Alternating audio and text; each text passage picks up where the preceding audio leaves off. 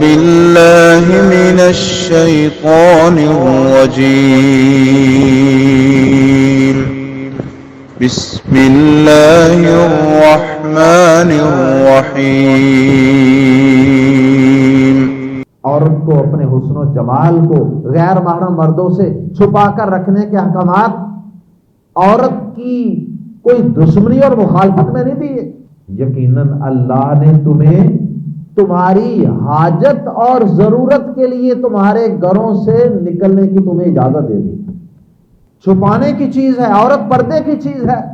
فرمایا کہ جب یہ عورت گھر سے نکلتی ہے تو شیطان اسے گردن اونچی کر کے دیکھتا ہے. ساری جائز ضروریات ان کے مرد نوکری کر کے ان کے لیے بازاروں میں گھوم پھر کے دھکے کھا کے تو ان کے لیے ساری شاپنگ کر کے خود لا کے ان کے آگے رکھ دیتے ہیں، گویا کہ وہ گھر کی ملکہ اور شہزادیاں بن کے رہتی ہیں. گھر کے اندر ان کو ہر چیز ملتی ہے. تمہاری عزت اور وقار کو جو پہلے ہی موجود ہے اس کو قائم رکھنے کے لیے اللہ تعالیٰ یہ احکامات دے رہا ہے. السلام علیکم ورحمۃ اللہ وبرکاتہ. سورۃ الاحزاب آیت نمبر 33 اور 34. ان الحمد للہ والصلاة والسلام علی رسول اللہ اما بعد. اعوذ باللہ السمیع العلیم من الشیطان الرجیم من ہمزہ ونفخہ ونفثہ. وقرن فی بیوتکن ولا تبرجن تبرج الجاہلیۃ الاولی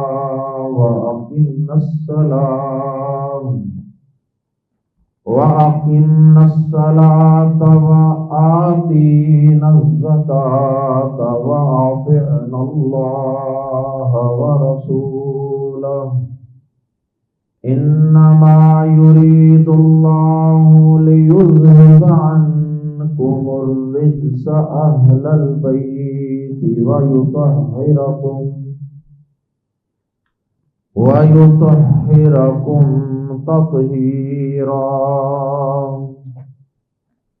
واذكرن ما يتلى في بيوتكن من آيات الله والحكمة إن الله كان لطيفا خبيرا. گزشتہ آیات میں اللہ رب العزت نے ان کی شرم و حیا اور ان کے وقار اور ان کی سلامتی کے لیے کچھ احکامات دیے تھے، جن میں سے بطور خاص یہ حکم تھا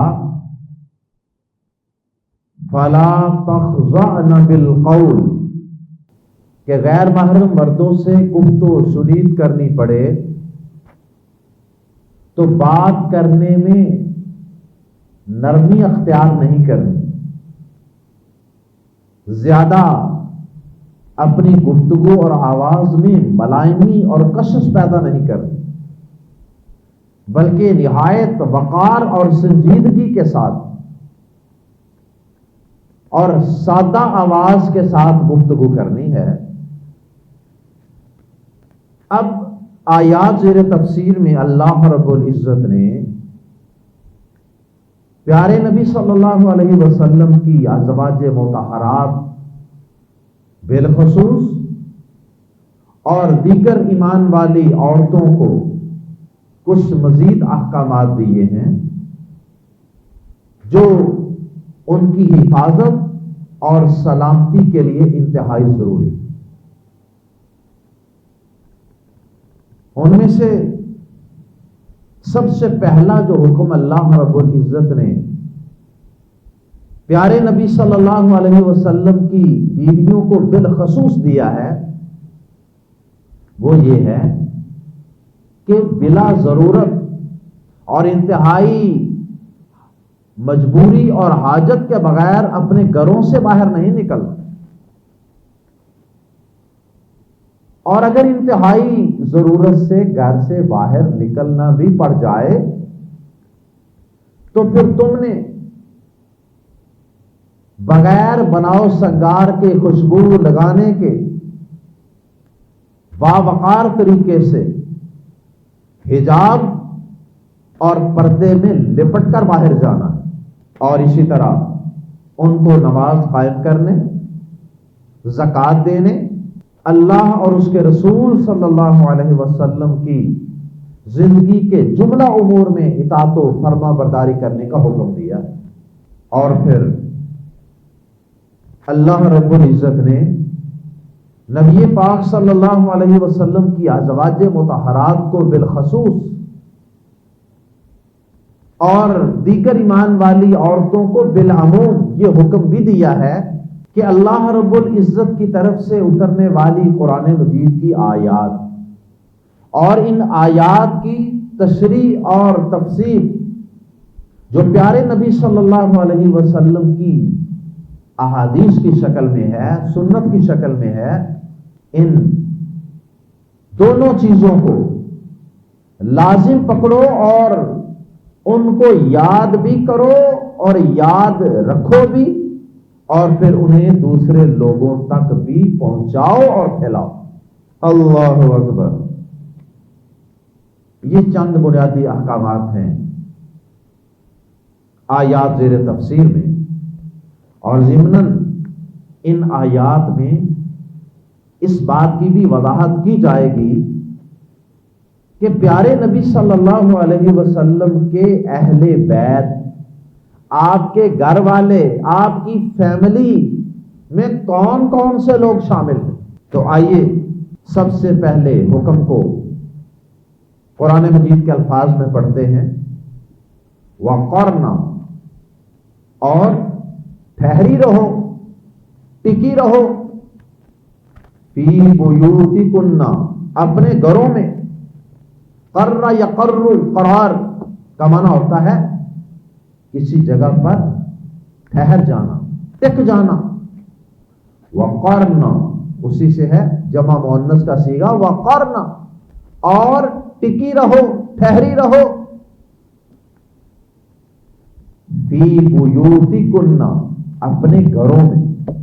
یہ جمع مؤنث کے صیغے اور الفاظ جہاں زیادہ استعمال ہو رہے ہیں، بیوت بیت کی جمع اور کنہ جمع مؤنث، بیوتکن فی بیوتکن، اپنے گھروں میں۔ وقرن فی بیوتکن، اور اپنے گھروں میں ٹھہری رہو۔ اس میں ازواج مطہرات کے لیے ایک فضیلت بھی ہے، اپنے گھروں میں ٹکی رہو، ٹھہری رہو۔ ازواج مطہرات کے اپنے گھر کون سے تھے؟ ازواج مطہرات کے گھر وہی تھے جو پیارے نبی صلی اللہ علیہ وسلم کے گھر تھے۔ اس کا مطلب ہے کہ نبی کے گھروں کو جو نبی پاک صلی اللہ علیہ وسلم نے اپنی بیویوں کو تعمیر کر کے دیے تھے، اور پیارے نبی بھی انہی گھروں میں تشریف فرما رہتے، ان نبی کے گھروں کو نبی کی بیویوں کے گھر بھی قرار دیا جا رہا ہے۔ حالانکہ وہ گھر حقیقت میں تو اللہ کے نبی کے تھے۔ اگر کسی عورت کو طلاق ہو جائے تو وہ ان گھروں سے بے دخل، فارغ، کوئی تعلق نہیں ان گھروں سے، لیکن نبی کی بیویاں ہونے کی وجہ سے نبی کی ہر چیز پر ان کا حق تھا۔ اس لیے نبی کے گھر اور نبی کی بیویوں کے گھر وہ سیم، الگ الگ نہیں ہیں۔ یہ ازواج مطہرات کی ضمن فضیلت بھی ہے۔ وَقَرْنَ فِي بُيُوتِكُنَّ، اور اپنے گھروں میں ٹکی رہو، یعنی نبی کے گھروں میں ٹھہری رہو۔ کیا ان کے نصیب کے کیا کہنے کہ جن عورتوں کے گھر وہی گھر تھے جو نبی کے گھر۔ اللہ اکبر۔ وَقَرْنَ فِي بُيُوتِكُنَّ، and abide in your houses, اپنے گھروں میں ٹھہری رہو. مطلب یہ ہے کہ بلا ضرورت عورت کا گھروں سے باہر گھومنا پھرنا مردوں کی طرح یہ جائز اور درست نہیں ہے. ولا تبرجنا، اور اگلے جملے کے اندر تھوڑی سی لچک، مشروط لچک اور اجازت بھی دے دی گئی ہے، جس کی احادیث میں وضاحت بھی ہے. ولا تبرجنا، اور زیب و زینت ظاہر نہ کرو، جیسا کہ اگلا لفظ ہے تبرج. تبرج کا معنی ہوتا ہے بناؤ سنگار کر کے اس سے دوسروں کو دکھانا، غیر محرم مردوں کے سامنے اپنا بناؤ سنگار اور میک اپ اور خوبصورتی وہ پیش کرنا. ظاہر ہے کہ جب عورت بن سنور کر سج دج کے باہر نکلے گی تو غیر محرم مرد نہیں دیکھیں گے اس کی خوبصورتی کو، اس کے میک اپ کو، اس کی خوشبو کو نہیں سونگیں گے. فرمایا ولا تبرجنا، اور زیب و زینت کو ظاہر نہ کرو. And don't display your self, display کرنا اپنے حسن و جمال کو. And don't display your self ولا تبرجنا، اور نہ زیب و زینت ظاہر کرو. تبرج الجاہلیت الاولی، پہلی جاہلیت یعنی اسلام سے پہلے کی پرانے دور کی جو جاہلیت تھی نا، جہالت کا جو دور تھا، زمانہ جاہلیت جسے کہتے ہیں، اس دور میں عورتیں زیب و زینت کر کے سرخی پاؤڈر سرما کاجل لگا کے خوشبو لگا کر مردوں کے سامنے نکلتی تھیں، اور اسے کوئی عیب اور عار نہیں سمجھا جاتا. تو اللہ پاک نے اس زمانہ جاہلیت کا فعل قرار دیا اسے. فرمایا ولا تبرجنا، اور زیب و زینت نہ دکھاتی پھرو. تبرج الجاہلیت الاولی، پہلے زمانے کی جاہلیت کے زیب و زینت کو ظاہر کرنے کی طرح. جیسا پہلا جاہلیت کا دور تھا اس میں عورتیں زیب و زینت کو ظاہر کرتی پھرتی تھیں. اے ایمان والی عورتوں، اے نبی کی بیویوں، تم نے پہلی جاہلیت کے زینت ظاہر کرنے کی طرح زینت ظاہر نہیں کرنی. بنی اسرائیل کی گائے کی طرح، جس کے متعلق اللہ پاک نے سورۃ البقرہ میں فرمایا تسر الناظرین، وہ اس کی ایک نشانی یہ ہے، جس گائے کو تمہیں ذبح کرنے کا حکم ہے اس کی رنگت اس طرح کی ہے، اس کی بناوٹ اس طرح کی ہے کہ وہ دیکھنے والوں کو سرور پہنچاتی. تسر الناظرین، وہ دیکھنے والوں کو سکون اور سرور پہنچاتی. اور افسوس کہ آج کی مسلمان عورت فاطمہ رضی اللہ تعالی عنہا، عائشہ رضی اللہ تعالی عنہا کی روحانی بیٹی، یہ بنت ہوا آج کفار کی سازشوں اور ان کی فلموں، ڈراموں اور ان کے میڈیا سے متاثر ہو گئی، قرآن سے کٹ گئی، اسلام سے کٹ گئی، اور ایمان والی ازواج مطہرات اور صحابیات کے اسوے اور ان کے کردار اور ان کی سیرت سے کٹ گئی. اور آج یہی عورت مسلمان ہونے کی دعوے دار ہماری بیٹیاں بہنیں آج سج دج کے خوب حسن و جمال پہ توجہ دیتی ہیں اور اس پہ خوب پیسہ بہاتی ہیں، اور مقصد صرف اور صرف یہ کہ مردوں میں جانا ہے، جاب کے لیے جانا ہے، کسی کمپنی کے آفس میں جاب کرنی ہے، چند ٹکوں کی خاطر 15,000 روپے کی نوکری کرنی ہے، اور وہاں زیب و زینت کے ساتھ اونچا ہیل والا جوتا پہن کے، بالوں کی اونچی چوٹیاں کر کے، اور اپنے آئی برو بنا کے، نبی کی مخالفت کر کے، اور اسی طرح باقی سارا سرخی پاؤڈر، میک اپ، بناؤ سنگار کر کے، خوشبو تک لگا کے غیر محرم مردوں کے درمیان جا کر سارا دن شمع محفل بن کر رہتی ہے، تو شیطان کے وار سے کہاں بچا جائے گا؟ الا من رحم ربی۔ عورت کے اندر اللہ پاک نے مرد کے لیے ایک کشش رکھی، فطری کشش ہے، یہ ایک لا آف گریویٹیشن۔ اگر کوئی شخص یہ کہے کہ نہیں کچھ نہیں ہوتا، وہ انتہائی احمق اور بے وقوف ہے، یا پھر وہ جان بوجھ کے لوگوں کو بے وقوف بنانے کے لیے ایسا کہتا ہے کہ کچھ نہیں ہوتا، اور اسے خوب پتا ہوتا ہے کہ کیا ہوتا ہے۔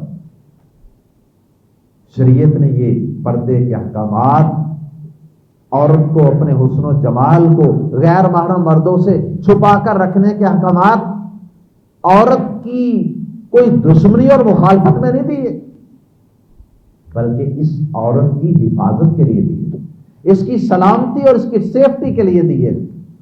کاش کہ عورت اس بات کو سمجھ جائے، کاش کہ بنت محمد صلی اللہ علیہ وسلم اس بات کو سمجھ جائے کہ میرا مفاد کس میں ہے، اور وہ بلا وجہ سج دج کر اپنے گھر سے باہر نہ نکلے۔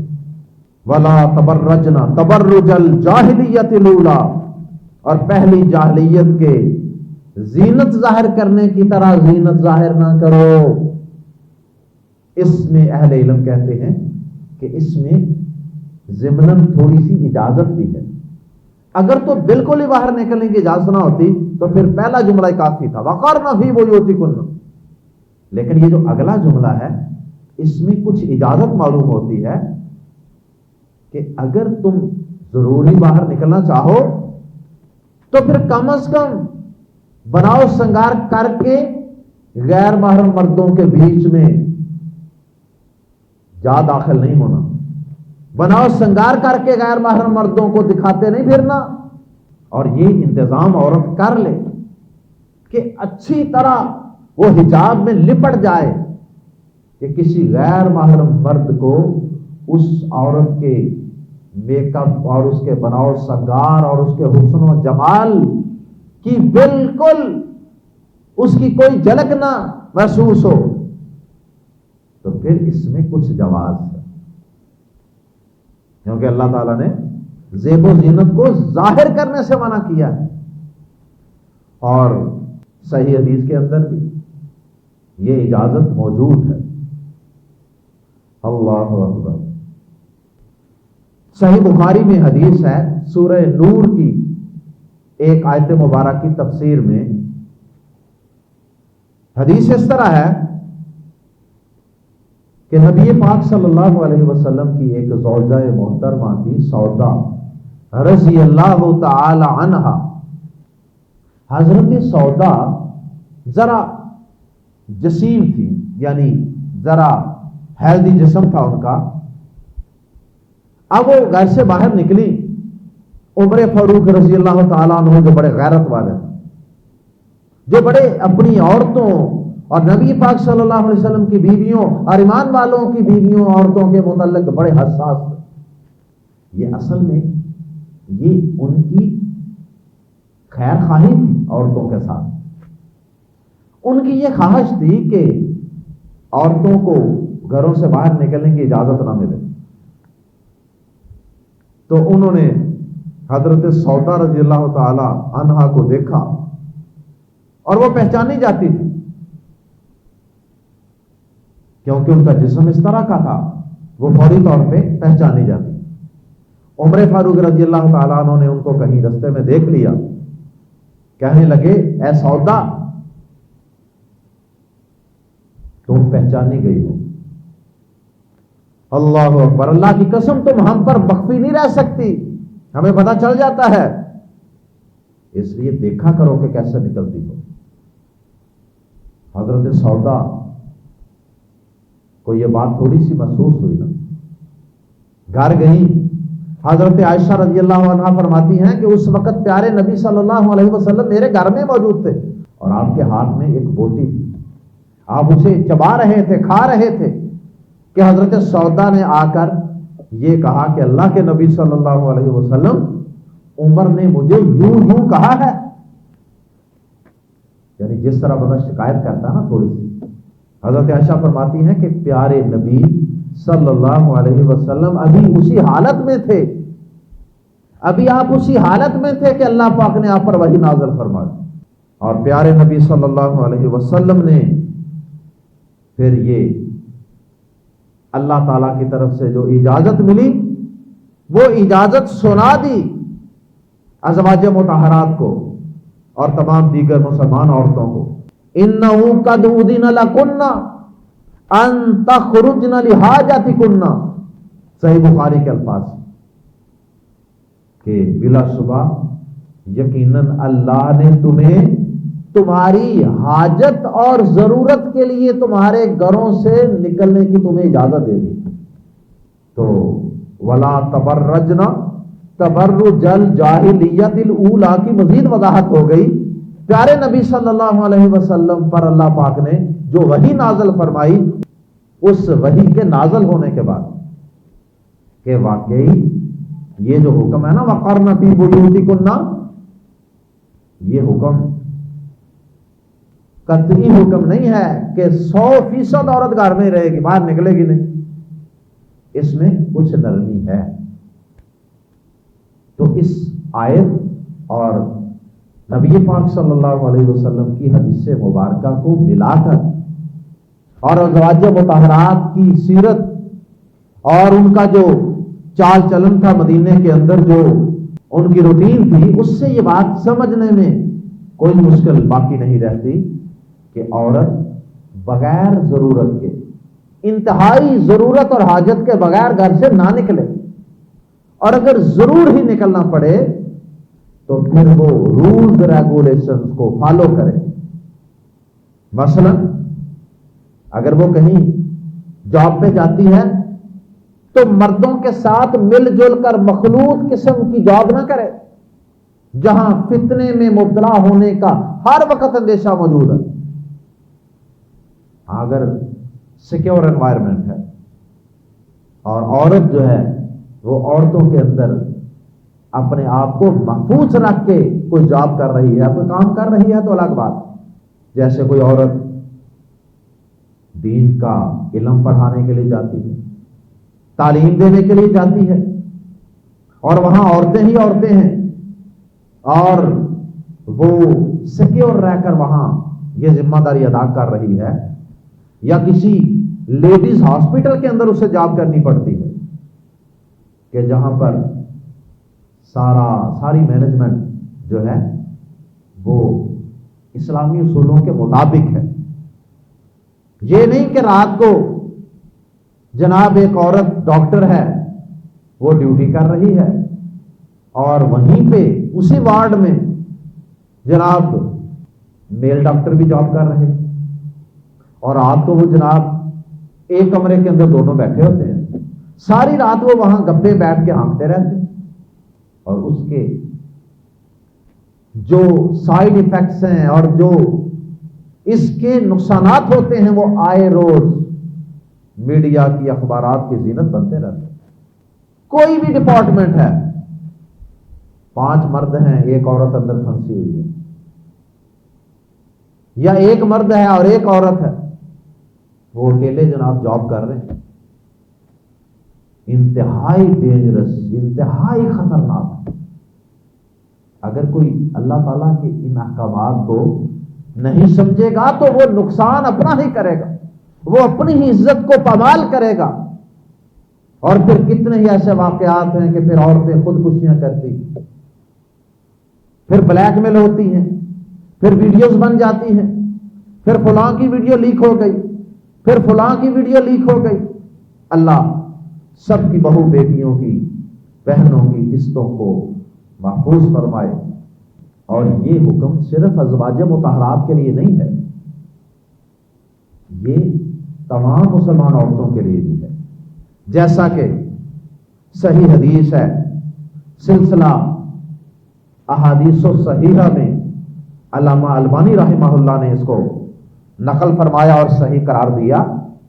پیارے نبی صلی اللہ علیہ وسلم نے فرمایا المرأۃ عورۃ, کہ عورت چھپانے کی چیز ہے، عورت چھپانے کی چیز ہے، عورت پردے کی چیز ہے۔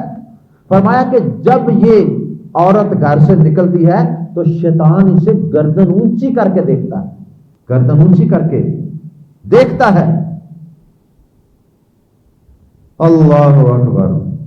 اور نبی صلی اللہ علیہ وسلم نے آخر میں فرمایا کہ اور وہ اللہ کے اس سے زیادہ کبھی قریب نہیں ہو سکتی جس قدر وہ اپنے گھر کے اندر رہ کر اللہ کے قریب ہوتی۔ تو باہر مسجد میں جانا پڑے، عید میں جانا پڑے، عیدگاہ میں جانا پڑے، یا انتہائی ضرورت کے تحت کسی شاپنگ کے لیے جانا پڑے، کوشش تو عورت کرے کہ وہ اپنے بیٹوں کو، بھائیوں کو، خامد کو کہے کہ یہ چیزیں لے آؤ، مجھے کیا ضرورت ہے جانے کی۔ لیکن جسے پنجابی میں کہتے ہیں نا کہ آج کل کی عورتیں تو خود باہر جاتی ہیں، بہانے ڈھونڈتی ہیں، بازار ضرور جاؤں گی۔ اللہ محفوظ فرمائے، حد الوسع کوشش کریں۔ اور میں ایسے کئی دوستوں کو جانتا ہوں کہ جن کی بیویاں بازاروں میں جاتی نہیں، الحمدللہ ان کی ساری جائز ضروریات ان کے مرد نوکری کر کے ان کے لیے بازاروں میں گھوم پھر کے دھکے کھا کے تو ان کے لیے ساری شاپنگ کر کے خود لا کے ان کے آگے رکھ دیتے ہیں، گویا کہ وہ گھر کی ملکہ اور شہزادیاں بن کے رہتی ہیں، گھر کے اندر ان کو ہر چیز ملتی ہے۔ بہرحال اگر کہیں ضرورت سے جانا بھی پڑے تو مکمل باپردہ ہو کے اور پھر خوشبو سے، میک اپ سے بچتے ہوئے۔ وَأَقِمْنَ الصَّلَاةَ، دوسرا حکم، وَأَقِمْنَ الصَّلَاةَ، اور نماز قائم کرو۔ روحانیت کو مضبوط کرنے کے لیے مزید اللہ پاک نے احکامات دیے۔ وَأَقِمْنَ الصَّلَاةَ، جو بدنی عبادات ہیں ان میں سے سب سے پہلے نمبر پہ جو عبادت ہے وہ نماز، صلاۃ۔ وَأَقِمْنَ الصَّلَاةَ، اور نماز قائم کرو، صلاۃ قائم کرو۔ اللہ اکبر۔ نماز پڑھنی ہے، سنت کے مطابق پڑھنی ہے۔ عورت کے لیے باجماعت نماز پڑھنی ضروری نہیں۔ وَآتِينَ الزَّكَاةَ، اور زکوٰۃ دو، نماز بھی پڑھنی ہے، زکوٰۃ بھی دینی ہے۔ یعنی کہ جو بدنی عبادات ہیں ان میں نماز سب سے پہلے ہے، اس کا حکم دے دیا، اور جو مالی عبادات ہیں ان میں زکوٰۃ سب سے ٹاپ پہ ہے، اس کا حکم دے دیا۔ وَآتِينَ الزَّكَاةَ، اور زکوٰۃ دو۔ اور یہ ظاہر ہے کہ ہر عورت کے لیے نہیں ہوگا، یہ اس عورت کے لیے ہوگا جس کے پاس مال اتنا زیادہ ہے کہ اس پہ زکوٰۃ فرض ہے۔ اور اس میں ضمناً یہ اشارہ بھی ہے کہ اے نبی کے ساتھ روکھی سوکھی تنگی ترشی کو برداشت کر کے رہنے والی نبی کی بیویوں،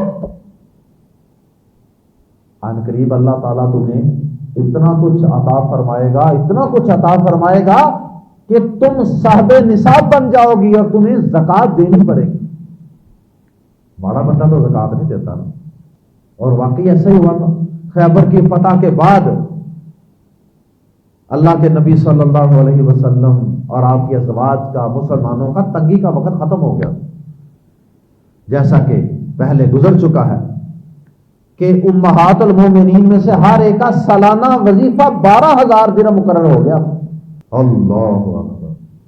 وہ الگ بات ہے کہ اللہ کے رسول کی تربیت کی وجہ سے، جس طرح اللہ کے نبی کی یہ طبیعت تھی کہ آپ کے پاس بڑا کچھ خمس کی شکل میں آتا تھا، مال غنیمت کی شکل میں آتا بھی تھا، لیکن آپ اسے دوسروں کی حاجت اور ضرورت پورا کرنے کے لیے خرچ کر دیتے۔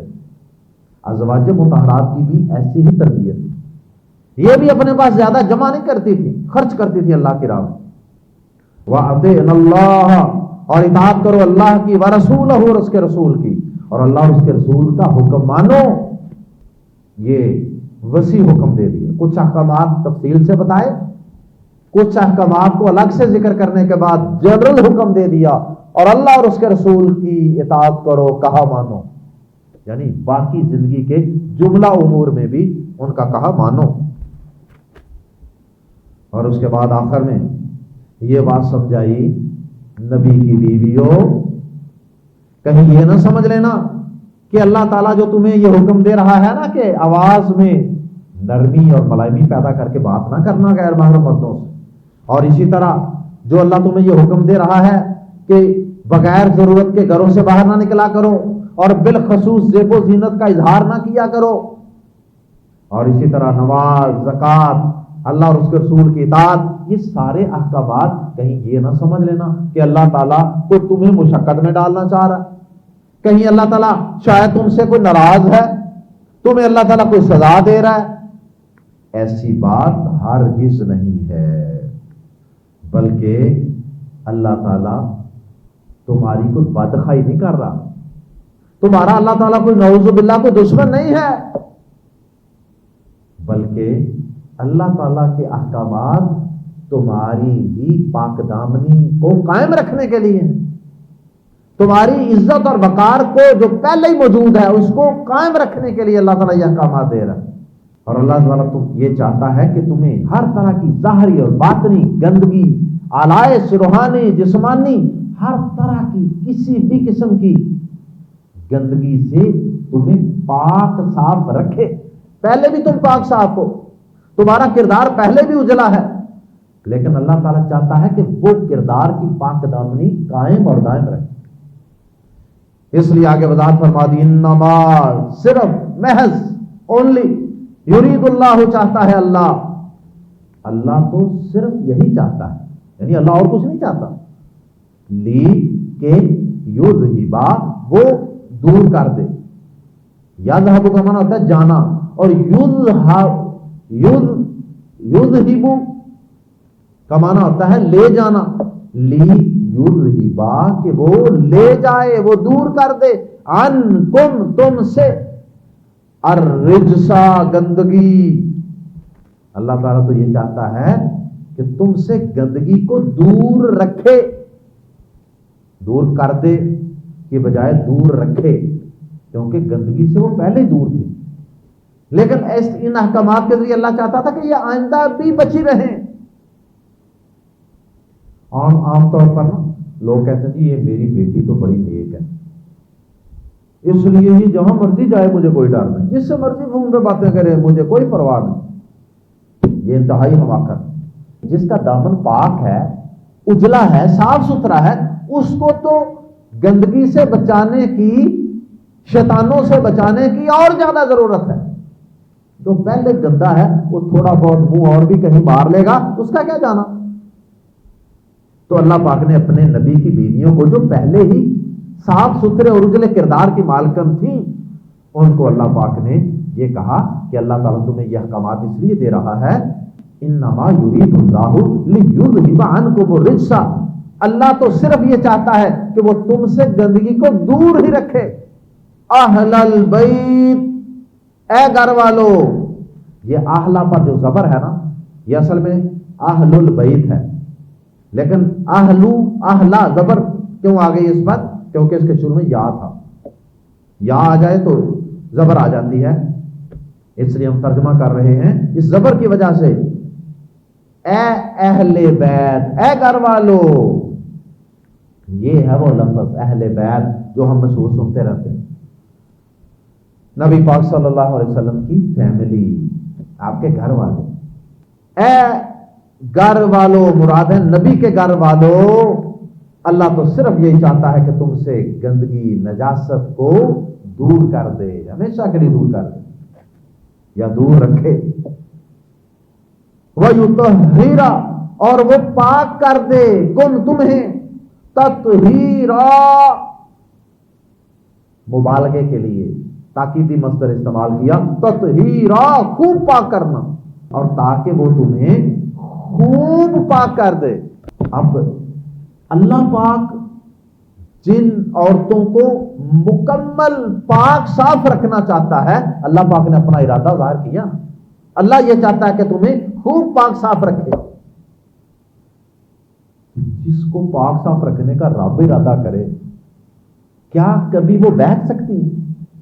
کتنے ہی بد نصیب ہیں وہ لوگ جو نبی کی بیویوں کے اوپر زبان درازی کرتے ہیں، جن کی پاک دامنی کے لیے خالق کائنات نے خود ارادہ فرمایا اور ان کی پاک دامنی کے بار بار تذکرے قرآن میں کی، تو پاک دامنی پردے میں ہے،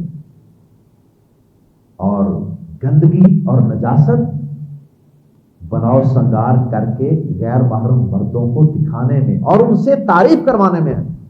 عورت بیچاری اکثر پھنس جاتی ہے کہ کوئی مرد میری تعریف کر دے تھوڑی، تو بڑی پیاری لگ رہی۔ یہ شیطان کا پہلا وار ہوتا ہے، اللہ کی قسم، عورتوں کی تعریف کی بھوکی ہے، اور بس وہ یہاں پھنس جاتی ہے، اور وہ بھوکے بھیڑیے شیطانی، وہ انسان نما شیطان، وہ پھر کیا کرتے ہیں، وہ عورت کی تعریفوں کے پل باندھتے ہیں، بے شک وہ حقیقت میں تعریف نہ بھی ہو، بس اس کو اپنے جال میں پھنسانے کے لیے اس کی تعریف کرتے ہیں، اور وہ پھولتی چلی جاتی ہے اور پھنستی چلی جاتی ہے۔ اللہ محفوظ فرمائے۔ اچھا ضمن ایک بات اور بھی عرض کر دوں، پیچھے اللہ پاک نے فرمایا تھا کہ پہلے جاہلیت کے دور کی طرح زیب و زینت نہ کرتی پھرو، دکھاتی پھرو۔ اس سے یہ معلوم ہوا کہ یہ جو ماڈرنزم ہے نا، بے پردگی، بے حیائی، یہ ماڈرنزم نہیں ہے جس کو ہم ماڈرنزم سمجھتے ہیں۔ کوئی عورت بیچاری پردہ کرے تو کہتے ہیں نا یہ بیچاری پرانے دور کی۔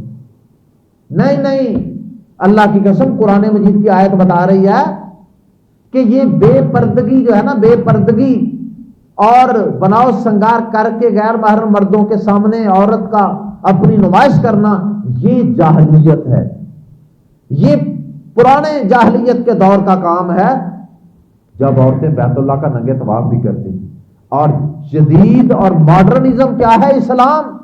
اسلام بعد میں آیا نا، جاہلیت پہلے کی، بعد میں اسلام آیا، اور اسلام نے کہا کہ پردہ، حجاب، بناؤ سنگار نہیں کرنا مردوں کے سامنے۔ تو پردہ یہ ماڈرنزم، اور بے پردگی یہ کیا ہے؟ یہ جاہلیت کے دور کی پرانی رسم ہے، بے پردگی، بے حیائی، جو ایک دفعہ موجودہ دور میں پھر سے لوٹ آئی ہے، جاہلیت۔ ضمناً آیات زیر تفصیل سے اس بات کا بھی پتہ چلا کہ اہل البیت سے مراد نبی کی بیویاں، کیونکہ آگے پیچھے نبی کی بیویوں سے بات ہو رہی ہے نا، خطاب تو ان سے ہو رہا ہے جمع مؤنث کے صیغوں کے ساتھ۔ اور رہی یہ بات کہ یہاں ان کم میں کم ضمیر ہے اور اہل البیت میں اہل کا لفظ مذکر ہے، اس کے اہل علم نے کئی جواب دیے، وَيُطَهِّرَكُمْ تَطْهِيرًا وغیرہ۔ تو یطہرکم تطہیرا میں جو کم کی ضمیریں ہیں یہ اہل البیت، اہل مذکر تھا، اس کی وجہ سے یہ کم کی ضمیریں آئی ہیں، اور بھی اہل علم نے اس کے جواب دیے ہیں، لیکن آگے پیچھے نبی کی بیویوں کے علاوہ کسی سے کوئی بات ہے ہی نہیں۔ اگلی آیت میں بھی نبی کی بیویوں سے بات نہیں، اس لیے سب سے پہلے اہل بیت میں نبی کی بیویاں آتی ہیں۔ اور ہاں، نبی صلی اللہ علیہ وسلم نے جب یہ آیت اتری تھی نا، انما یرید اللہ لیذھب عنکم الرجس اہل البیت ویطہرکم تطہیرا، اللہ تمہیں پاک صاف کرنا چاہتا ہے اے اہل بیت۔ تو نبی پاک صلی اللہ علیہ وسلم نے نا حضرت علی، فاطمہ اور حسن و حسین رضی اللہ تعالی عنہم، ان سب کو بلایا اور اپنی ایک بڑی سی چادر کے اندر ان سب کو جمع کر لیا، اور اللہ سے دعا کی کہ یا اللہ، قرآن میں تو نے میری بیویوں کو اہل البیت کہہ کے ان کو پاک صاف کرنے کا ارادہ ظاہر فرمایا نا، یا اللہ یہ بھی، اللہم ہؤلاء اہل بیتی، یا اللہ یہ بھی میرے اہل بیت ہیں، یا اللہ ان کو بھی میرے اہل بیت میں شامل کر کے ان کو بھی خوب پاک صاف کر دے۔ تو حضرت علی رضی اللہ عنہ، حضرت فاطمہ، حضرت حسن رضی اللہ عنہ، حضرت حسین رضی اللہ عنہ، یہ سب نبی پاک صلی اللہ علیہ وسلم نے دعا کر کے اللہ پاک سے اہل بیت میں شامل کروائے، وہ بھی اہل بیت ہیں۔ لیکن کتنا ظلم ہے کہ جو اصل اہل بیت بیویاں ہیں، جن کو قرآن نے اہل بیت کہا، ان کو نکال دیا اور ان کے خلاف زبان درازی شروع کر دی، اور باقیوں کو اہل بیت مان لیا۔ تو وہ بھی ہمارے لیے قابل احترام، نبی کی بیویاں بھی قابل احترام، نبی کے صحابہ بھی قابل احترام۔ اس کے بعد آخری آیت میں اللہ پاک نے فرمایا وَاذْكُرْنَا، اور یاد کرو. ذکر کا مطلب یاد، حفظ کرنا بھی ہوتا ہے، اور جب عمل کرنے کا وقت آئے اس وقت اس حکم کو ذہن میں لے آنا فوراً. غمی، خوشی، تکلیف، پریشانی، جو بھی موقع ہو، تو اللہ تعالیٰ کے احکامات کو یاد کرو بھی اور یاد رکھو بھی. اور اس کا ایک معنی ان کو دوسرے لوگوں تک پہنچاؤ بھی، یعنی دوسرے لوگوں کے سامنے ان کا ذکر کرو. واذکرنا کا ایک معنی یہ بھی ہے کہ لوگوں کے سامنے بھی اللہ کے احکامات کا ذکر کرو، یعنی تبلیغ کرو. اور ازواج مطہرات واقعی دین کی تعلیم دیتی تھی لوگوں کو، صحابہ کرام بھی ان سے مسائل پوچھتے تھے. واذکرنا میں یہ تینوں چیزیں موجود ہیں، حفظ بھی کرو، عمل بھی کرو اور آگے بھی پہنچاؤ. واذکرنا، اور یاد کرو، یاد رکھو، ما جو یتلا تلاوت کی جاتی ہے، فی بیوتکن تمہارے گھروں میں، من آیات اللہ اللہ کی آیات میں سے، والحکمتی اور دنائی کی باتوں میں سے. حکمہ سے مراد امام شافعی اور دوسرے ائمہ نے دلائل سے ثابت کیا ہے کہ اس سے مراد سنت ہے، حدیث اور سنت. اور تمہارے گھروں میں اللہ کی جن آیات اور دنائی کی باتوں کی تلاوت کی جاتی ہے انہیں یاد کرو. قرآن کی تلاوت کا حکم اور اس کی تبلیغ کا حکم. ان اللہ، بے شک اللہ، کانا ہمیشہ سے ہے، لطیفہ نہایت باریک بھی. لطیف یہ فاعل کے وزن پہ مبالغے کا صیغہ، نہایت باریک بھی یعنی باریکی سے دیکھنے والا ہر چیز کو. بے شک اللہ تعالیٰ کانا ہمیشہ سے ہے، لطیفہ نہایت باریک بین، خبیرہ یہ بھی مبالغے کا صیغہ ہے، پوری خبر رکھنے والا. مطلب یہ ہے کہ تمام عورتوں میں سے چند مخصوص عورتوں کو نبی کی بیویاں ہونے کے لیے منتخب کرنا، یہ بڑا باریک بینی سے اللہ تعالیٰ نے کام کیا. اور پھر اسی طرح اللہ پاک نے ان ازواج مطہرات کے لیے کیا احکامات بہتر تھے، کیا انسانوں کے لیے، عورتوں کے لیے، مردوں کے لیے کن چیزوں میں نقصان تھا، کن چیزوں میں فائدہ تھا. آواز نرم ہونے کا کیا نقصان تھا، یہ 2 سال 5 سال 10 سال کے بعد عورت یا مرد کسی فتنے میں مبتلا ہو جاتے ہیں. شروع میں نہیں ان کو پتا ہوتا، لیکن بنیادی طور پہ یہ اتنی باریکی سے کس نے دیکھا کہ کس چیز کے کیا سائیڈ افیکٹ ہوں گے، اللہ نے دیکھا. اس کو پتا تھا کہ اس حکم میں بڑی باریکی سے جانتا ہوں کہ اس میں تمہارے لیے کیا نقصان ہے. انسان تو عام طور پہ پھنس جاتا ہے، پہلے کچھ اور سمجھتا ہے، آہستہ آہستہ آہستہ آہستہ جال میں پھنس جاتا ہے، کھڑکی میں پھنس جاتا ہے. تو یہ جتنے احکامات اللہ نے دیے ہیں، گھروں میں ٹکی رہو، زیب و زینت کا اظہار نہ کرو، آواز میں نرمی نہ پیدا کرو، نماز پڑھو، زکوٰۃ دو اور دیگر اطاعت کرو، یہ سارے جو احکامات ہیں، یہ سارے احکامات اللہ پاک نے اپنے پورے علم کی بنیاد پہ، خبیر ہونے کی بنیاد پہ اور باریک ہونے کی بنیاد پہ دیے ہیں. کاش کہ ہمیں اس بات پہ یقین آ جائے.